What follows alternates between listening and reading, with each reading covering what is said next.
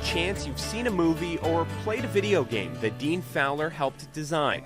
As a computer animator, Fowler stays behind the scenes and contractually can't even tell us what he's working on or worked on in the past. He moved from Hollywood to Rogersville to be closer to his parents, but is still ingrained in the ritzy hustle of show business. Here, you just have everything you need and nothing you don't. So I would say that's the biggest shift. You know, there's no more. I remember when I got here, I had to get new tags and a driver's license. It took about 10 minutes. So that's a pretty big change. Fowler's career path is not only one that ditched the road map, it ditched the road completely. He was part of a successful band from Memphis in the 90s, big hair and all, that moved to Hollywood to pursue a music career. I'm the pink guitar with all the hair. When that dream began to fizzle out and Fowler's apartment was destroyed by an earthquake, he walked down the street to pick up a new skill. So I taught myself how to do computer animation by going to that newsstand at Ventura and Van Nuys, reading the computer books. I used my money from FEMA, don't tell anybody, to buy the software, and then taught myself how to do it, and about 6 months later had a job at Nova Logic.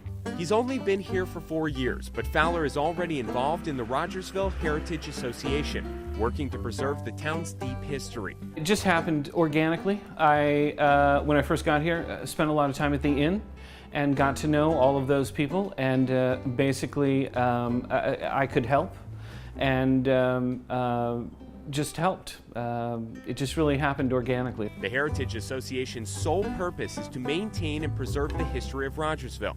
The organization owns the Hale Springs Inn, which closed in 1999 and was renovated and reopened as a full-service hotel and restaurant in the heart of downtown. Until 40, 50 years ago, we had no zoning or no historic district, and we lost a lot of important buildings, torn down for parking lots or whatever.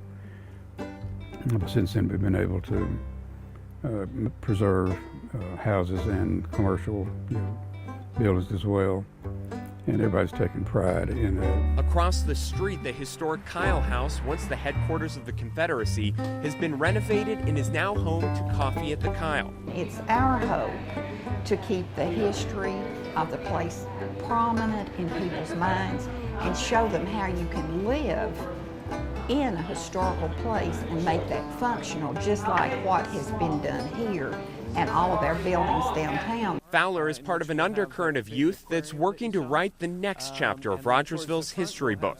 He's rehabbing a building on Main Street which will soon bring a glimpse of 1950s Hollywood to the hills of East Tennessee. In terms of food, it'll be a collection of all of the different creative types of food that I was exposed to being in Los Angeles for several years. In terms of an atmosphere or an environment, it's certainly trying to bring that Hollywood lounge or dive bar feel to here.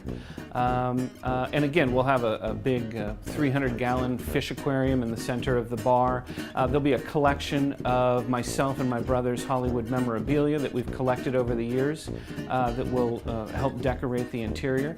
And it's just basically to share a lot of those things. And sorry, it's Hollywood. Even with Fowler living full-time in Rogersville, Hollywood keeps calling. He says his decision to move to East Tennessee is affirmed every day. I think when you're younger, you think everything is there, and I think after you're in that environment for many years, you realize, you just see all the things that just aren't necessary. And so this, like I said, this place has everything you need.